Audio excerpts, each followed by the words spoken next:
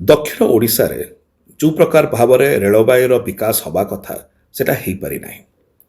ଏବଂ ସେଥିପାଇଁ ଦକ୍ଷିଣ ଓଡ଼ିଶା ରେଳପଥ ଉନ୍ନୟନ ମିଳିତ କ୍ରିୟାନୁଷ୍ଠାନ committee south Odisha railway development joint action କମିଟିର ସଦସ୍ୟମାନେ ଦିଲ୍ଲୀ ଆସିଥିଲେ ଏବଂ ଆସିଲା ପରେ ସେମାନେ ବିକ୍ଷୋଭ ପ୍ରଦର୍ଶନ ମଧ୍ୟ କରିଥିଲେ କହିଥିଲେ କି ତାଙ୍କର ଅନେକ ଗୁଡ଼ିକ ଦାବି ରହିଛି ଦକ୍ଷିଣ ଓଡ଼ିଶା ଏବଂ ବିଶେଷ କରି ରେଳବାଇ କ୍ଷେତ୍ରରେ ଯେଉଁ ଯେଉଁ ପ୍ରସଙ୍ଗ ଗୁଡ଼ିକ ଅଛି ତାକୁ ଉତ୍ଥାପନ କରିଥିଲେ ଯେତେବେଳେ ତାଙ୍କର ଏହିସବୁ ପ୍ରସଙ୍ଗ ଗୁଡ଼ିକ ମୋର ନଜରକୁ ଆସିଲା ମୋ ଦୃଷ୍ଟି ଆକର୍ଷଣ କଲା ସେତେବେଳେ ମୁଁ ମଧ୍ୟ ତାଙ୍କ ସହିତ ଯୋଡ଼ି ହୋଇ ମାନ୍ୟବର କେନ୍ଦ୍ରମନ୍ତ୍ରୀ ରେଳବାଇ ଶ୍ରୀ ଅଶ୍ୱିନୀ ବୈଷ୍ଣବଜୀଙ୍କୁ ଗୋଟେ ଚିଠି ଲେଖିଛି ସେଇ ଚିଠିରେ ଏଇ ଯେଉଁ ପ୍ଲାଟଫର୍ମ ଅଛି ଏଇ ଯେଉଁ ଫୋରମ୍ ଅଛି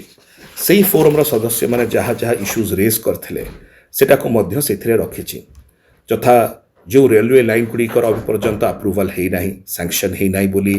ଆମର ଓଡ଼ିଶା ରେଳପଥ ଉନ୍ନୟନ ମିଳିତ କ୍ରିୟାନୁଷ୍ଠାନ କମିଟିର ସଦସ୍ୟମାନେ କହିଛନ୍ତି ସେ ରେଳୱେ ଲାଇନ୍ ଗୁଡ଼ିକ କେତେ ଜଲ୍ଦି ଆପ୍ରୁଭାଲ୍ ହେଇପାରିବ ଯେଉଁ ରେଲୱେ ଲାଇନ୍ ଗୁଡ଼ିକ ସର୍ଭେ ଷ୍ଟେଜ୍ରେ ଅଛି ହେଇପାରି ନାହିଁ ଯେଉଁ ରେଲୱେ ଲାଇନ୍ ଗୁଡ଼ାକର ପ୍ରୋଗ୍ରେସ୍ ବହୁତ ସ୍ଲୋ ଅଛି ଦକ୍ଷିଣ ଓଡ଼ିଶାରେ